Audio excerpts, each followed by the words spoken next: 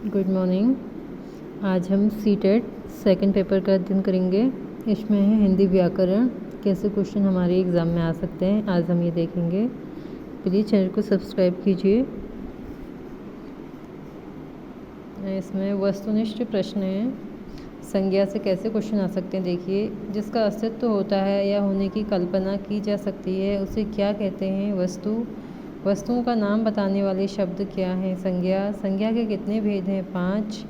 कौन सा शब्द जातिवाचक संख्या के अंतर्गत है। डॉक्टर। निम्न में से कौन सा शब्द भाववाचक संख्या के अंतर्गत रखा जाएगा।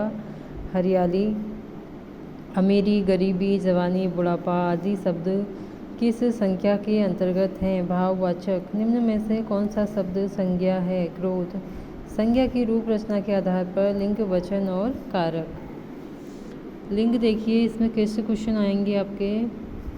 निम्न में से कौन सा सदैव स्त्रीलिंग के लिए प्रयुक्त होता है। बनावट। स्त्रीलिंग शब्द है ऋतु। पुल्लिंग शब्द है बुढ़ापा। कौन सा शब्द हमेशा बहुवचन में प्रयुक्त होगा। प्राण। गीदड़ का स्त्रीलिंग है गीधड़ी। वचन।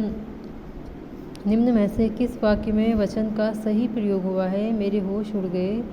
वाक्य में जिस शब्द का क्रिया से सीधा संबंध हो उसे कहते हैं कारक। हिंदी में कारकों की संख्या 8 होती है।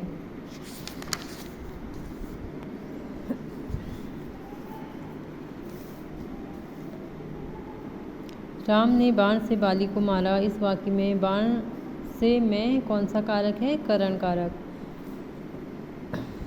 कारक किसे कहते हैं। जिससे संज्ञा या सर्वनाम का क्रिया से संबंध सूचित हो।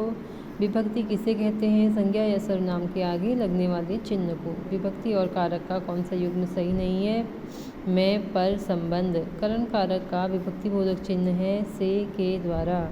गुरु ही शिष्य को ज्ञान देता है। इस वाक्य में प्रयुक्त कारक कौन सा है। संप्रदान कारक। वह घर से बाहर आया। इस वाक्य में किस कारक का प्रयोग हुआ। अपादान। संबंध कारक का विभक्ति चिन्ह का, की, के, रा, री, रे।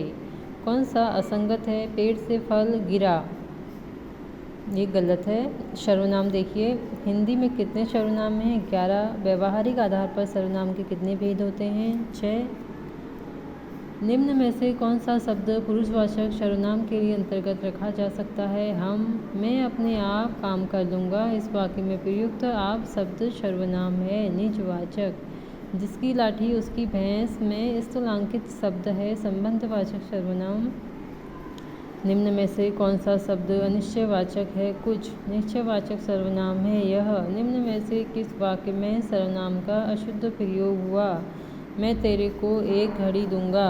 विशेषण। संज्ञा या सर्वनाम की विशेषता बताने वाले शब्दों को क्या कहते हैं। विशेषण। निम्न में से कौन सा विशेषण है। सच्चा। अच्छा विद्यार्थी में विद्यार्थी शब्द क्या है। विशेष्य। आलस्य शब्द का विशेषण क्या है। आलसी। किस वाक्य में विशेषण संबंधी अशुद्धि नहीं है। वहाँ ज्वर की सर्वोत्कृष्ट चिकित्सा होती है। क्वेश्चन नंबर 39 से 42 तक संख्यावाचक विशेषण के किस भेद के अंतर्गत हैं ये बताना है। पहला। दूसरा क्या है। क्रमवाचक।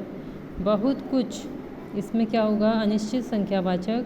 बहुत कुछ में कितनी भी संख्याएं हो सकती हैं, हम इसका अंदाज़ा नहीं लगा सकते हैं। हर एक, प्रत्येक बोधक, त्रिगुना, चौगुना, तीनों, चारों, ये क्या हैं। समुदायवाचक।